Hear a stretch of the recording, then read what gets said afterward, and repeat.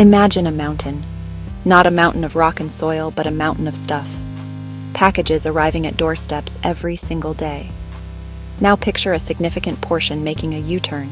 The shoes that didn't fit. The gadget that wasn't quite right. The sweater that looked different online. This is modern shopping. Every year we send back hundreds of billions of dollars worth of merchandise. Not a small stream. A tsunami of returns. A silent, massive migration of products back into a system most of us know nothing about. A hidden economy, vast and complex. The reverse journey starts when you print that return label. You drop the box off. To you, the story ends. You get your refund. For the product, a new and uncertain chapter begins. It joins millions on a trek to a returns processing center, not the gleaming robot warehouses. These places are built for mess. The scale is staggering. Why do we return so much? The answer is woven into the very fabric of how we shop today. Online retail is the biggest driver. When you buy a shirt from a website, you can't feel the fabric.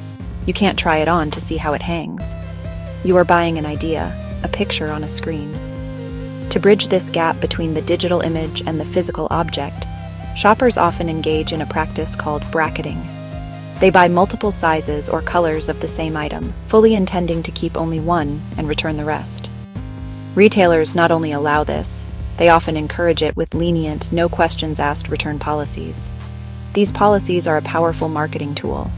A generous return window, 30, 60, even 90 days, gives customers the confidence to click buy. The experience of shopping has been gamified. We hunt for deals, fill our virtual carts, and get a rush from the arrival of a new package. The return is just the final consequence-free move in the game. It is a feature, not a bug, of the modern consumer experience, and its use is growing exponentially. Once you send an item back, it enters a world known as reverse logistics. This is the industry dedicated to managing the flow of goods from the consumer back to the seller or manufacturer. The item's first stop is usually a massive, centralized return center or a third-party logistics warehouse. These facilities are the messy back offices of the retail world. Unlike fulfillment centers, optimized for speed and uniformity, return centers are built for triage and decision-making. Every single item must be handled individually. A worker has to open the box and start asking questions. The process begins with a simple inspection. Is the product still in its original packaging? Are all the accessories and manuals included? Does it show any signs of use? A worker, often timed and measured for efficiency, has only a few moments to make a judgment. They are the gatekeepers who decide the fate of your returned sweater or blender. They must sort items into dozens of categories. A stock might be for items that are pristine and can be resold as new. B stock could be for items with damaged packaging or minor cosmetic flaws. Other bins are for items that are clearly used, damaged, or need repair. This is labor-intensive work. While fulfillment warehouses are increasingly automated, the unpredictable nature of returns makes automation difficult. Only a small fraction of returned items have a simple, happy ending. The best-case scenario, the product is perfect and unopened. It can be quickly inspected, repackaged, and put back on the virtual shelf to be sold again as new. But this actually happens far less often than you'd think. Many estimates say less than half of returns are resold as new. Even a tiny sign of wear, a torn box or missing tape, can disqualify an item. Retailers protect their brand. They don't want customers thinking they're getting used goods. If items don't make the A-stock cut, they head to the secondary market, discount outlets, off-price retailers, online liquidators. Pallets of returned goods are sold for pennies on the dollar. Products may have minor cosmetic damage, be last year's model, or be out of original packaging. It's a second chance, at a much lower price. If they're too damaged for resale, the next options are donation or recycling. Retailers sometimes donate functional clothing or household goods to charities. Electronics often go to e-waste recyclers. There, they're dismantled and materials like copper, aluminum, and plastic are recovered. But recycling is complex and not always profitable, especially for cheap textiles or mixed plastics. Sadly, many returned goods end up in the landfill. When inspecting, repackaging, and transporting cost more than the item, companies often throw it away. The journey of a returned product is not just a logistical puzzle. It carries significant costs for businesses, workers, and the planet. For retailers, returns are a massive drain on profitability. Not only do they lose the revenue from the original sale, but they also have to pay for the shipping both ways.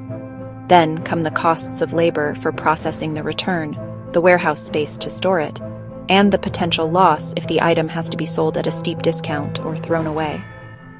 These reverse logistics costs can eat up a huge chunk of a company's margins, turning a profitable sale into a net loss. For workers, the returns industry can be a tough place. The work is repetitive, physically demanding, and often low-paying. Sorters in return centers are under constant pressure to meet quotas, processing a certain number of items per hour. They're making subjective judgments about product quality in a matter of seconds, a task that is difficult to automate and prone to error. The environmental impact is perhaps the most staggering cost of all. Every return generates a carbon footprint. There's the fuel used for the truck or plane that carries the item back to the warehouse, and then potentially onward to a liquidator or a landfill. There's the packaging, the boxes, the plastic wrap, the air pillows that is often discarded. And then there is the ultimate waste, the product itself. When billions of items are sent to landfills each year, we are not just throwing away products. We're throwing away the raw materials, the water, the energy, and the human labor that went into making them. The story of returned goods does not have to end in a landfill. There is a growing awareness of the problem, and innovators, businesses, and consumers are beginning to search for better solutions. The future may lie in making the returns process smarter and more sustainable, creating new pathways that give our unwanted stuff a second chance, third chance, fourth chance at life. Some companies are investing in technology to improve re-commerce, using AI to better sort returned items, grading returns for resale, making it easier and more profitable to get them back into the market quickly. New business models are emerging. Instead of shipping returns across the country to a central warehouse, retailers are processing returns in the back of local stores, returned online orders inspected and put directly onto the sales floor. This eliminates thousands of miles of unnecessary transportation. Startups are building platforms for open box, refurbished, returned goods, creating a transparent, trusted marketplace. The goal? Shorter, more efficient loops for products. As consumers, we have a powerful role to play. Be more mindful when buying, reading reviews, checking size charts, asking ourselves if we truly need an item before clicking buy. If you must return something, drop it off at a store instead of shipping it. Support businesses that sell refurbished or second-hand goods. Our choices create the demand that shapes the system. Ultimately, we must shift perspective. Move away from a linear model, take, make, dispose, toward a circular one where we value not just the new, but the reused and repaired. By understanding what really happens to our returns, we can make choices that value our stuff, the people who handle it, and the planet we all share.